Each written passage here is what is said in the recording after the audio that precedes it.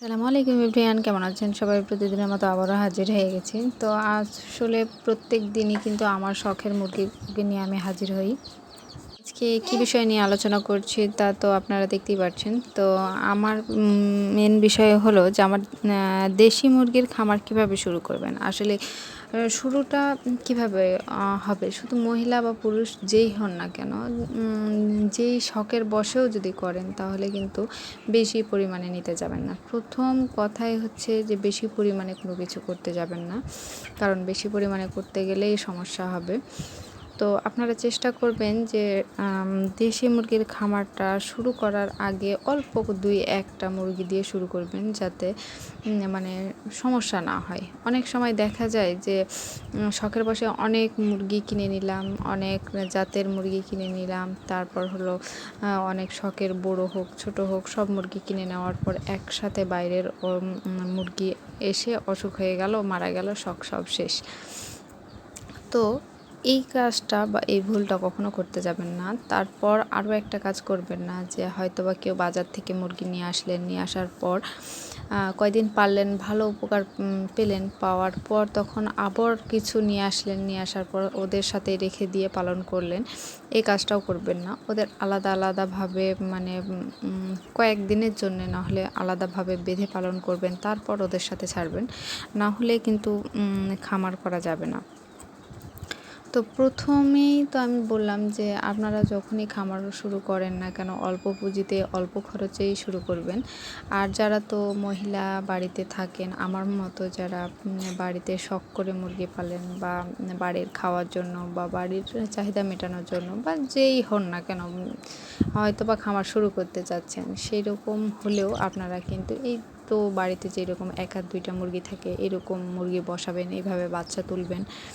বাচ্চা ওঠানোর পর হালকা হালকা করে বাচ্চাগুলোকে পালবেন, মানে কেনার দরকার হবে না। অল্প অল্প করে পালন করে অল্প অল্প করে ধীরে ধীরে একটা দুইটা করতে করতে শুরু করবেন। আসলে প্রথম কথা বলতে আমি যখন আমার মুরগির পালন শুরু করি, আমার কিন্তু এতগুলো মুরগি ছিল না। মাশাআল্লাহ আমার অনেক মুরগি হয়েছে, আর মাশাআল্লাহ মুরগিগুলো আমার খুব ভালো আছে।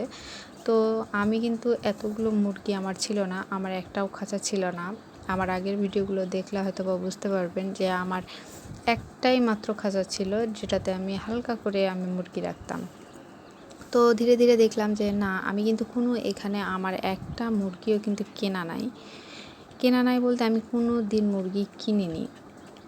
এখান থেকেই কিন্তু আমি বাড়িতে আমার একটাই মুরগি ছিল, যেই মুরগিটা থেকেই কিন্তু আমার একটা দুইটা করে হয়ে আসছে মুরগি।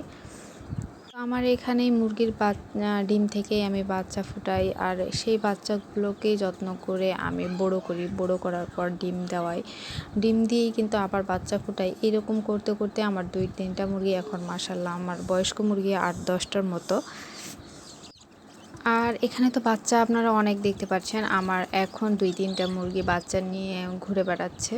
আর সবগুলো তো আমি আমার ভিডিওতে মুরগিগুলো দেখাইছি, আমার কতগুলো মুরগি হয়েছে এবং কতগুলো বোরানি সবগুলোই কিন্তু দেখাইছি। তো এখানে আমার একটা অন্যরকম একটা মুরগি আছে, যেটা আপনাদের আমি দেখাবো বলেও আমার দেখানো হয় না। তো এই মুরগিটা আসলে অন্যরকম মুরগি, মানে আমার গলা ছিলা মুরগির মধ্যেই বলা যায়, লোম একেবারেই ছিল না, হালকা লোম। আর এই হালকা লোম থেকেই কিন্তু আসলে মানে ওর এই অবস্থা, মানে খাওয়া দাওয়া একটু কম খায়। তো এই তো এখানে আমার মুরগিগুলো দেখতে পাচ্ছেন, এখানেও কিন্তু আমার কিছু মুরগি আছে আমি নেটের মধ্যে পালন করি, ওগুলো আমার খাঁচার মধ্যে থাকে।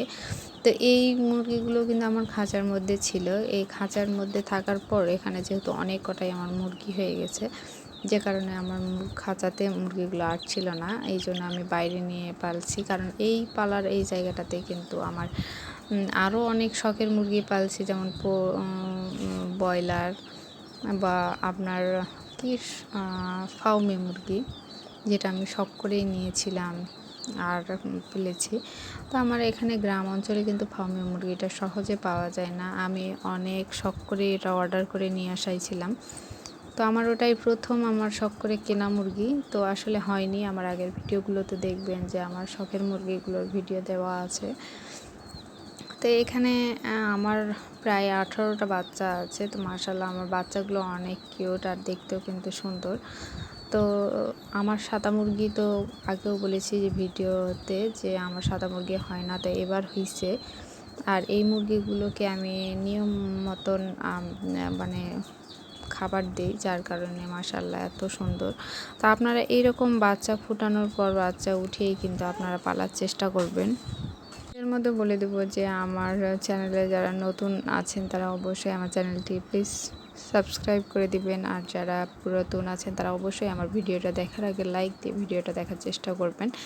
তো এখানে আমি 2-3 প্রকারের চাল, ধান, ফিড এবং প্লাস আমার এখানে ভুট্টা ভাঙা আছে, সবগুলো আমি দিয়ে একসঙ্গে মিক্সড করে ওদের খেতে দেবো।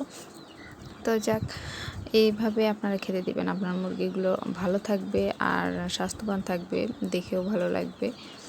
তো আমি এরকম করে নিয়মিত খেতে দিই। আর আমার মুরগিগুলো কিন্তু মানে আমি বারবার এইভাবে পালন করার জন্য ওরা কিন্তু এত মানে আমার কাছে হয়ে গেছে যে একেবারে সবসময় শুধু যখন খাইতে দিতে যাই তখন কিন্তু আমার গায়ের উপরে উঠে বসে।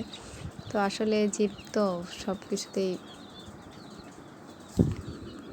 ভালোবাসার প্রতীক। তো যাক, আসলে আমার জন্যও দোয়া রাখবেন, আমার মুরগিগুলোর জন্যও দোয়া রাখবেন। ভালো থাকবেন সবাই। আল্লাহ হাফেজ।